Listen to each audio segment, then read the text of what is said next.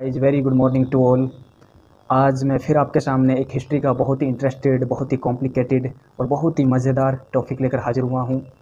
और वो है रानी पद्मावती मूवी के बारे में। मूवी आई थी आज जिसका नाम था पद्मावत, 25 जनवरी 2000। जानते हैं कि क्या वो रियल हिस्ट्रिकल मूवी है या फिर उसके अंदर कुछ मिलाया गया है या फिर वो एक कोई फेक है।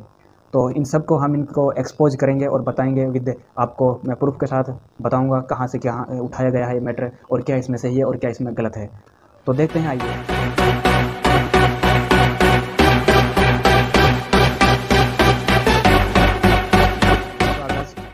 तो इस मूवी में जो अलाउद्दीन खिलजी का रोल प्ले किया था वो किया था रणवीर सिंह ने। मतलब मूवी को पूरी तरीके से हिला कर रख दिया था, इस तरीके का एक रोल था। और उसमें एक खूंखार की तरह और एक खतरनाक रोल का उसमें अलाउद्दीन खिलजी को दिखाया गया था। और जो रावल रतन सिंह का जो रोल प्ले किया था एक राजपूती शासक चित्तौड़गढ़ का, जिसे शाहिद कपूर ने प्ले किया था। और पद्मिनी का जो रोल प्ले किया था वो रोल प्ले किया था दीपिका पादुकोण। राजा गुजरा था समर सिंह। तो समर सिंह के दो पुत्र थे, एक का नाम था कुंभकर्ण और दूसरे का नाम था रावल रतन सिंह। जो कुंभकर्ण जो था वो तो चला गया नेपाल का, वहाँ का जाकर शासक बन गया। और जो रावल रतन सिंह था वो 1301 से 1302 ईस्वी में चित्तौड़ का शासक में रावल रतन सिंह चित्तौड़ का शासक बना। और 1303 में अलाउद्दीन खिलजी ने चित्तौड़ पर अटैक कर दिया। अब बात को समझो, 1302 में तो रावल रतन सिंह चित्तौड़ का शासक बना, लेकिन एक साल बाद ही अलाउद्दीन खिलजी ने चित्तौड़ पर अटैक कर दिया। अब यहाँ देखो इसमें क्या है क्या नहीं है। खिलजी ने, जो कि दिल्ली का सुल्तान था, दिल्ली पे उसका कब्जा था, तो 28 जनवरी 1303 को उसने दिल्ली से प्रस्थान किया। और 6 महीने की घेराबंदी के बाद फाइनली 26 अगस्त 1303 पर अधिकार कर लिया। 1303 ईस्वी को उसने अधिकार कर लिया था। कम से कम 30,000 लोगों को मारा गया था। ठीक है, तो अब देखते हैं, एक राइटर गुजरा है, उसने अपनी बुक में, जो ये मूवी बनी है इसी राइटर की बुक के आधार पर बनी है और इस बुक का नाम है पद्मावत। इस राइटर का जो नाम है वो मोहम्मद मलिक जायसी। ठीक है, इसने अपनी बुक लिखी थी 1540 में। और 1540 मतलब उस वक्त जो था शेरशाह सूरी का ज़माना था। ये घटना कब हुई? 1303 में। और बुक कब लिखी जा रही है? 1540 में, मतलब अप्रोक्सीमेटली 250 साल बाद। अब मुझे बताइए, आपको समझ में आ रहा होगा कि एक बुक 250 साल बाद लिखी जा रही है, उसमें क्या तो सच होगा और क्या सच नहीं होगा। एक सोचने की बात है, उसे क्या मालूम उस वक्त क्या हुआ था क्या नहीं हुआ था, है ना? कितनी पुरानी बात है, 250 साल पहले की। इसी से तो उसने क्या लिखा है, उसने अपनी पद्मावत में लिखा है कि श्रीलंका में एक प्रदेश था जिसका नाम था सिन्हल प्रदेश। तो सिन्हल प्रदेश का एक राजा गुजरा है, गंधर्वसेन। ठीक है, उस गंधर्वसेन की एक पत्नी थी चंपावती, क्योंकि राजाओं की बहुत सारी पत्नी होती है, तो उसकी एक पत्नी का नाम था चंपावती। और इसे चंपावती से एक लड़की का जन्म हुआ था जिसका नाम रखा गया पद्मावती। पद्मिनी कहते हैं जिसे, पद्मिनी या पद्मावती, जिसका नाम रखा गया था। ठीक है, तो इस लड़की के पास, पद्मिनी के पास एक तोता था, उस तोते का नाम था हीरामन। तो एक दिन हीरामन को एक शिकारी ने पकड़ लिया और शिकारी ने जैसे पकड़ा उसको एक ब्राह्मण को बेच दिया, कुछ पैसों में, कुछ दाम में। ठीक है, और ब्राह्मण ने वो तोता राजा को उसके बारे में बतलाकर ये कैसा तोता है कैसा नहीं है, और उसे राजा रतन सिंह को बेच दिया। तो राजा रतन सिंह ने जैसे तोता खरीदा तो राजा रतन सिंह को उस तोते ने रानी पद्मावती के बारे में बताया, मतलब रानी पद्मावती के बारे में, उसकी खूबसूरती के बारे में तज़किरा किया और कंप्लीट डिटेल बताई, रानी पद्मावती कैसी है कैसी नहीं है, उसकी खूबसूरती के बारे में बताया। तो जैसे राजा रतन सिंह ने इसके बारे में सुना, रानी पद्मावती की खूबसूरती के बारे में, तो वो उसके ऊपर मोहित हो गया। उसकी खूबसूरती को देखने के लिए उसके मन में एक लालसा पैदा हो गई। तो वो वहाँ से चित्तौड़ से निकला 1303 ईस्वी में और एक जोगी का भेष लेकर और पहुँच गया श्रीलंका, यानी सिन्हर प्रदेश पहुँच गया। तो वहाँ जाकर उसने कुछ वक्त गुजारा, हमारी पद्मिनी से वो मिला वहाँ पर। तो काफ़ी वक्त गुजारने के बाद जो गंधर्वसेन राजा थे उसको एक दिन मालूम चल गया ये कोई जोगी नहीं बल्कि ये तो क्या है, चित्तौड़, जो हिंदुस्तान के चित्तौड़ के राजा रावल रतन सिंह है। तो उससे अपनी लड़की की शादी करा दी। ठीक है, उनकी शादी हो गई। शादी होने के बाद अब देखो, यहाँ भी शादी में भी वक्त लगा था, तो वहाँ अपने उसने कुछ वक्त गुजारा, वहाँ भी वक्त लगा था, है ना? तो वो अब वहाँ से चलने, वो वहाँ गया, वो भी वक्त लगा था। अब वापिस आ रहा है। एक मंत्रिमंडल में एक मंत्री था, उसका खास दरबारी, जिसका नाम था राघव चेतन। राघव चेतन के काम से लोग बाग वो खुश नहीं थे, राजा से उसकी शिकायत की रावल रतन सिंह से। तो रावल रतन सिंह ने उसको किले से निकाल दिया। ठीक है, किसको? राघव चेतन को। तो राघव चेतन को जैसे निकाला तो सीधा पहुंच गया अलाउद्दीन खिलजी के पास।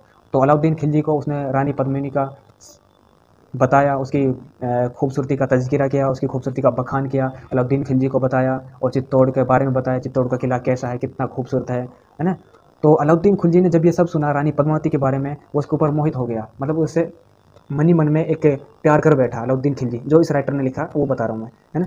तो रावल एक दिन, तो इसने अलाउद्दीन खिलजी ने उसको निमंत्रण भेजा कि आप हमें इनवाइट कीजिए, हम आपके यहाँ दावत लेना चाहते हैं। तो ठीक है, राव रतन सिंह ने उसको इनवाइट किया और जैसे ही उसने अलाउद्दीन खिलजी ने रानी पद्मावती के बारे में पूछा, तो देखो वो पिक्चर में जो कुछ दिखाया गया वहाँ तलवार वगैरह निकाली गई ऐसा कुछ, ठीक है वही। तो अलाउद्दीन खिलजी को रानी जो पद्मावती है उसको एक दर्पण के माध्यम से, एक शीशे के माध्यम से, कांच के माध्यम से अलाउद्दीन खिलजी को दिखाया गया, ठीक है, कुछ ही सेकंडों के लिए, चंद सेकंडों के लिए। उसके बाद वो पर्दा गिरा दिया गया, ठीक है, यही लिखा है इस राइटर ने। तो उसके बाद अलाउद्दीन खिलजी ने अब रावल रतन सिंह को इनवाइट किया अपने खेमे में। जैसे अलाउद्दीन खिलजी ने रावल रतन सिंह को इनवाइट किया, वो वहाँ से आए, चित्तौड़ से आए, तो उस खेमे के अंदर दाखिल हुआ, तुरंत उसको घेर लिया गया है ना, और उसे बंदी बना लिया गया। तो अलाउद्दीन खिलजी ने शर्त रखी रानी चित्तौड़ से जो आंधी उठेगी उसे अगर आप अपने दिल्ली सल्तनत के पति को वापस लेना चाहते हो तो आप मेरे पास आ जाइए यहाँ, ठीक है। इस तरीके की शर्त रखी गई। और रानी पद्मावती ने भी एक शर्त रखी, मैं आ तो जाऊँगी लेकिन मेरे साथ मेरी कम से कम भी 1600 दासियाँ आएंगी। अलाउद्दीन खिलजी ने इसकी परमिशन दे दी, ठीक है आप आइए, अपनी दासियों को लेकर आइए, ठीक है। जैसे आई तो दरअसल उसमें जो टोलियाँ थी उसमें वो दासियाँ नहीं, रानी पद्मावती के सैनिक थे। उन सैनिक वो आए और वहाँ फिर वो फाइट हुई और रावल रतन सिंह को वहाँ से बचाकर ले जाया गया, ठीक है। ये इसकी स्टोरी थी। ये किसने लिखी थी? ये लिखी थी मोहम्मद मलिक जायसी ने। ये बुक लिखी थी 1540 में, इसका ये है, ठीक है। अब हम इसका खंडन करते हैं, इस बुक में क्या सही है और क्या इसमें गलत है।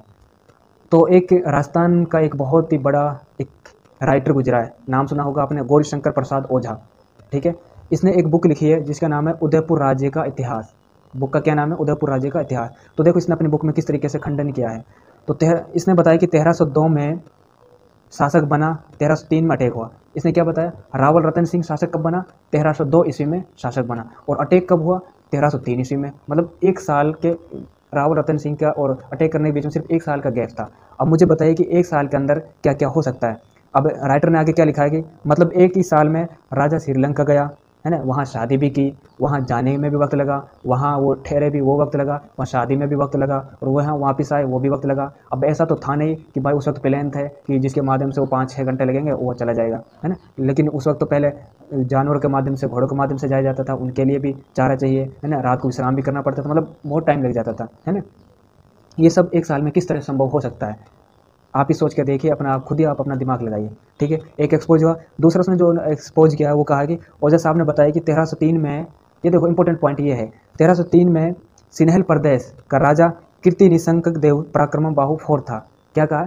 1303 ईस्वी में जो श्रीलंका का जो सिन्हल प्रदेश है वहाँ का जो राजा था वो था कीर्ति निशंक देव पराक्रम बाहु फोर था, या फिर भुवनक बाहु थर्ड था, ठीक है। लेकिन गंधर्व सेन नाम का कोई राजा गुजरा ही नहीं। मोहम्मद मलिक जैसे क्या बता रहे हैं कि वहाँ उस वक्त कौन था? गंधर्व सेन नाम का राजा। लेकिन गौरीशंकर प्रसाद ओझा क्या बोल रहे हैं? उस वक्त मतलब श्रीलंका में, सिन्हल प्रदेश में, श्रीलंका में इस नाम का कोई राजा गुजरा ही नहीं है, गंधर्व सेन नाम का राजा, ठीक है। तो जब जाहिर सी बात है, जब इस नाम का राजा गुजरा ही नहीं तो ये स्टोरी तो एक तरीके से फेक ही लगती है, सिर्फ रोमांच बढ़ाने के लिए, ठीक है। ये हुआ 2 एक्सपोज। अब एक और राइटर गुजरा है और ये राइटर है मोहम्मद कासिम फरिश्ता, और ये भी मोहम्मद मलिक जायसी के तकरीबन 70 साल बाद, यानी अपनी बुक लिखी थी इसने 1602 ईस्वी में लिखी थी, और बुक का नाम था तारीख फरिश्ता, ठीक है। इसने लिखा कि पद्मिनी राव रतन सिंह की पुत्री थी, मतलब वो गई थी दिल्ली और ये सब कुछ हुआ था, मतलब टोटली। आखिरकार अलाउद्दीन खिलजी ने चित्तौड़ का किला फतह कर लिया तकरीबन 6 महीने की घेराबंदी के बाद, और यह किला अपने पुत्र खिजिर खां को सौंप दिया, और इस किले का नाम चित्तौड़गढ़ से बदलकर अपने पुत्र खिजिर खां के नाम पर रख दिया, खिजराबाद, ठीक है। और सन 1316 ईस्वी में अलाउद्दीन खिलजी की डेथ हो गई, सन 1316 ईस्वी में। तो अलाउद्दीन की डेथ होने के बाद अलाउद्दीन के लड़का खिजर दिल्ली आ गए, और यही किला उसने मालदेव चौहान उसको चित्तौड़ का किला सौंप दिया, उसका कारोबार सौंप दिया, ठीक है। तो 1326 ईस्वी में 10 साल के बाद 1326 ईस्वी में हमीर सिसोदिया ने अपना अधिकार कर लिया चित्तौड़ के किले पर, और यहीं से ही, और जब तक देश आज़ाद नहीं हो तब इसी का ही राज चलता रहा यहाँ पर, ठीक है, हमीर के ख़ानदान का, सिसोदिया ख़ानदान का। तो एक बात यह है कि अलाउद्दीन खिलजी के ज़माने में एक बहुत ही बड़े राइटर गुजरे हैं, और हिंदुस्तान के यूपी से, यूपी एक हिंदुस्तान का एक स्टेट है, और वहाँ पर एक पटियाला नाम का एक कस्बा है, वहाँ से उस राइटर का नाम है अमीर खुसरो। इसने एक बुक लिखी है खजाइन उल फतूह। इसमें उसने अलाउद्दीन खिलजी की पूरी डिटेल लिखी है, डिक्टो पूरी की पूरी, लेकिन उसने इस पद्मावती के बारे में ऐसा कोई जिक्र नहीं किया है, लेकिन जो ये स्टोरी है रानी पद्मावती की, वो फेक तो नहीं है, क्योंकि चित्तौड़ के किले में अब भी आप जाओगे तो वहाँ आपको ऐसे शिलालेख दिख जाएंगे जिसमें रानी पद्मावती का लिखा होगा हिस्ट्री। और दूसरा, वहाँ एक रानी पद्मावती का महल भी है, गोरा और बादल जो उसके सैनिक थे उनका भी एक महल है जो कि अब खंडर हो गया है ना। तो ये था अलाउद्दीन खिलजी और रानी पद्मावती का पूरी की पूरी डिटेल, और पिक्चर में किस तरीके से दिखाया गया है, किस तरीके से एक जहर घोला गया है, या फिर हम कह सकते हैं कि वो तो सिर्फ एक रोमांच बढ़ाने के लिए था। तो हालांकि रियल स्टोरी यही है जो मैंने आपको बतलाई है। तो गाइज़, वीडियो पसंद आए तो वीडियो को लाइक करें, शेयर करें और अपने दोस्तों तक ज़रूर शेयर करें, ताकि वो भी इस टॉपिक को अच्छे से समझ सके और एक अच्छी नॉलेज गेन कर सके। और इसी तरह की नॉलेजेबल वीडियो के लिए हमारे चैनल को सब्सक्राइब करें। तो गाइज़, अगर आपका कोई क्वेश्चन हो तो कमेंट में ज़रूर लिखें, हम उसका जवाब ज़रूर देंगे। तो thanks to all, thanks to watching, have a nice day.